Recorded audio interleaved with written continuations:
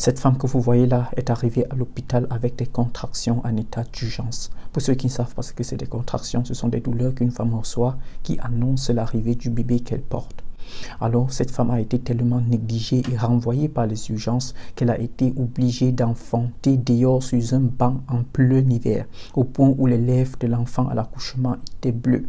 Dans cette vidéo, j'aimerais, à l'aide d'un exemple que j'ai vécu personnellement, vous sensibiliser par rapport aux négligences qui se passent souvent dans des centres d'urgence, dans des hôpitaux, lorsque vous arrivez et que vous avez besoin d'aide urgemment. Nous sommes en 2020 sur cette photo et je suis déjà prise en soins. Mais quelques heures avant cela, j'arrive à l'hôpital avec l'ambulance d'urgence parce que j'ai des difficultés à respirer et j'ai des douleurs intenses au niveau de la côte. Le problème ne sont pas les ambulanciers qui sont arrivés à la maison pour me récupérer, mais c'est plutôt l'hôpital parce que les ambulanciers avaient bien expliqué à l'hôpital l'urgence qu'il y avait à prendre soin de moi. Je parle parfaitement allemand et j'avais tout compris, j'avais tout expliqué comme je le ressentais. Tenez-vous prêts, j'arrive à l'hôpital. On me met sur un lit dans un couloir avec une couverture fine. Il faisait très froid. Je me suis couché là de 22h jusqu'à 6h du matin. Toute la nuit, j'avais des douleurs. Toute la nuit, j'ai essayé de rester calme. Toute la nuit, j'avais des problèmes de respiration, mais je n'ai pas été prise en soin. Aux environs de 6h, lorsque je ne voyais même plus bien, déjà à cause de mes problèmes de yeux que j'ai, à cause des douleurs que j'avais, à cause du fait que je ne parvenais pas à bien respirer, les femmes qui ont par exemple les règles douloureuses peuvent expliquer ce que c'est de ne pas bien pouvoir voir parce que tu as des douleurs. Alors à ce moment est arrivé un médecin dont je ne voyais même pas bien le visage. Croyez-moi, vous n'allez pas croire à la fin de cette vidéo qui était ce médecin.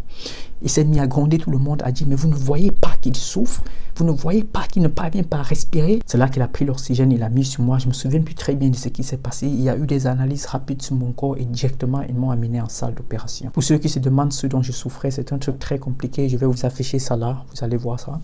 Et ça s'appelle pneumothorax lynx, quelque chose comme ça. Alors je me souviens, et même les médecins m'ont dit après, ils ne pouvaient pas m'anesthésier totalement, ce qui fait que j'ai juste eu une anesthésie partielle, le point où on a coupé pour faire passer les tuyaux et toutes les douleurs, j'ai encore ressenti cela au-dessus des douleurs que j'avais déjà. Alors aux environs de 12h-13h lorsque je me réveille, je vois un ami avec qui je joue régulièrement au basket en club, placé à côté de moi avec la blouse de médecin et un truc avec Kobe Bryant ici.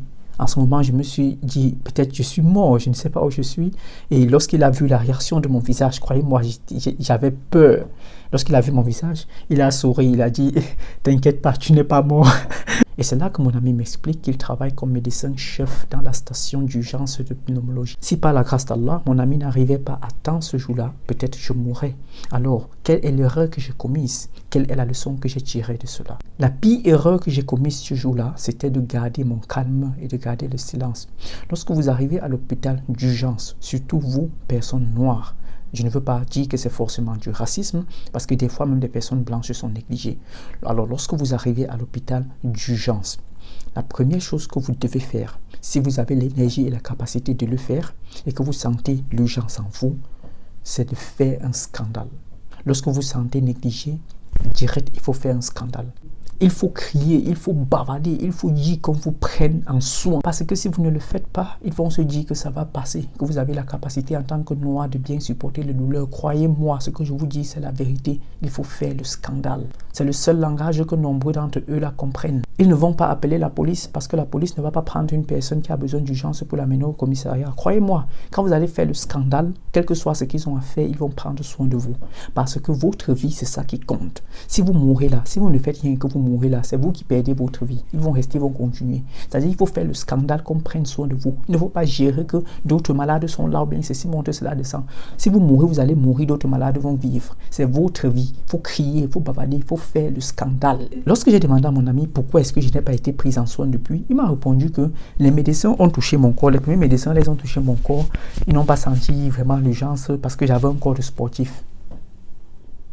Donc mon corps de sportif a failli me tuer. Même le sport, on ne doit plus faire. La deuxième chose que je vais vous dire, c'est que en tant que personne noire, il faut avoir l'argent. Parce que quand tu es un gars comme moi, comme ça, et que tu as l'argent, on va croire que oh, tu es un dernier footballeur là, on va vite prendre soin de toi. Mais quand tu es pauvre, ils vont se dire que c'est parce que tu fais des travaux difficiles que tu as un corps de sportif. C'est la raison pour laquelle, afin d'avoir l'argent, j'ai décidé de suivre la formation de CEF de Cédric. Il va offrir une formation gratuite le 11 janvier qui arrive. Il faut cliquer sur le lien qui est dans ma biographie pour vous inscrire dans la formation afin de savoir comment investir dans l'immobilier en Allemagne. Ça va vous sortir de beaucoup de problèmes.